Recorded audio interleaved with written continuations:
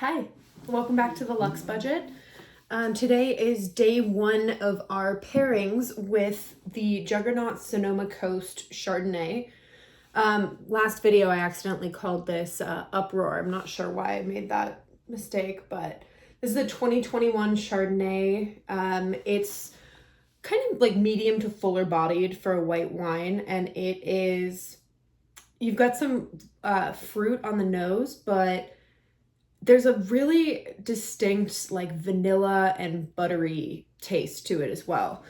So when I had it yesterday, I did a little just initial tasting video without any food, and it was a little shocking. I can't remember the last time I had a wine that tasted so distinctly different than the way it smelled, but it wasn't unpleasant. It made me realize that we would need to do something pairing wise that was a little bit less bright and a little bit maybe like creamier, still lighter in terms of like I don't want to pair this with red meat or anything too heavy, or like even like a heavy bean dish, but something like what I did for today, which was a mushroom risotto.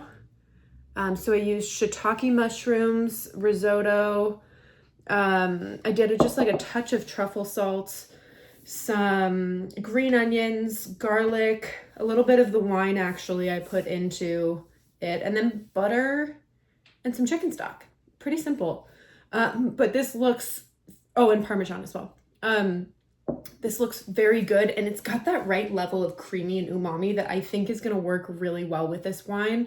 It's going to lean into the more earthy, oaky, vanilla-y notes that we're getting just by this alone. So we're going to start with just a sip of the wine. See, that's good. It's not, this is what I always think of when I think of a Chardonnay, and my palate has refined a little bit to the point where I can appreciate this without it being my favorite wine ever. I think I prefer an unoaked Chardonnay, so like a Chablis that leans really heavily on the minerality, and this is just, you've got that rich flavor to it, which is good, and I think it's going to pair really well. It's just not my favorite. And I did take this out of the fridge about 30 minutes before I drank it, which really does make a big difference for white wine. So the rule of thumb is for whites, you leave them in the fridge, and this is when they're unopened, but just for right now, you leave them in the fridge and then take them out 30 minutes before you want to serve them. And wines are the opposite. You leave them out, but then you put them in for 30 minutes before you want to serve them. And I think it just brings them up to the temperature that they are most ideal at typically. So now that we've had a sip of that, I'm just sorry, I don't know if this translates as well, but look at that. It's so creamy. It's so pretty to look at. And I used my dried shiitake mushrooms, which I absolutely love, because when you are cooking with them and not just leaning on them as mushrooms by themselves, you really cannot, you soak them so that they rehydrate, and then you cook with them and you can't really tell that they were ever dehydrated, and it's so good.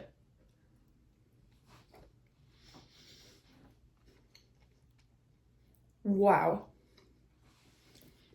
That is so rich and so decadent. And I'm trying to think, this is one serving, I made a total of 2. I only put 2 tablespoons of butter in this, and there was a good amount of Parmesan, maybe like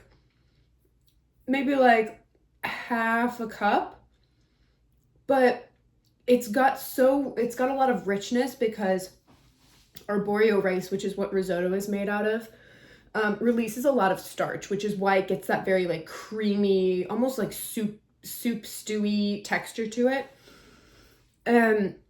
It takes a while to cook. So this one, you're cooking actively for like 15-20 minutes because you boil the broth and then like gradually add it into the rice until it's all absorbed, and then you add a little bit more. But wow, that is very decadent.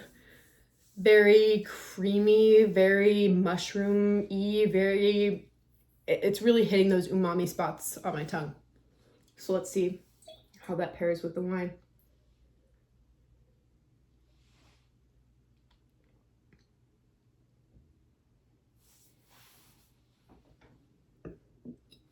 I gotta try it again before I make a comment. Just like, look at that.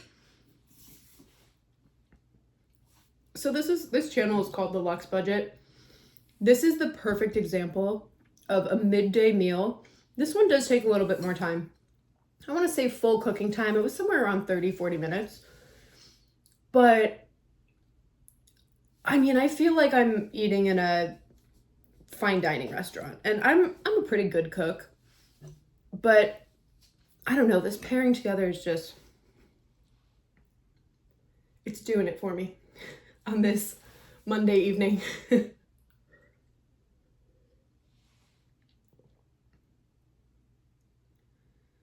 So this is super interesting because I feel like I can almost taste the fruit notes now in this wine.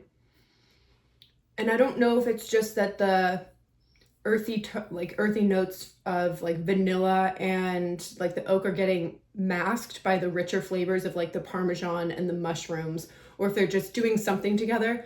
I like this wine a lot more with the risotto than I like it by itself. I think that it really brings out the parts of a Chardonnay that I like, which is that like fruit flavor, a little bit more of a minerality to it. And again, I'm just not a fan of an oaked Chardonnay.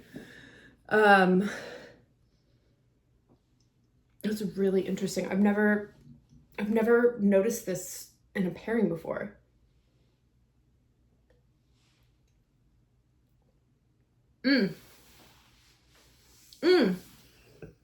Okay, the wine by itself for me truly is probably like a 6.7. Again, anything above a 5 is drinkable. We're not mad at it. It just might not be my favorite. I think this pairing is like a 7.7. This really brings up the wine a lot. I think this maybe it's higher than that. I've gotta, don't listen to the ratings in the videos. Just wait until my Substack comes out and I've had a chance to really think through everything. Because these videos can't be trusted. My mind changes quite a bit after I've turned the camera off. But I will say that this risotto brings the wine up significantly. It's a big game changer. And this meal, I can't wait to do the summary at the end of my Substack, because this was not expensive to put together and it feels expensive. Thank you for joining me. I will post the recipe and the official scores for the pairings this week on Sunday. I will link to my Substack in the descriptions. If you have any comments, questions, anything, let me know. Thanks for joining me. Cheers.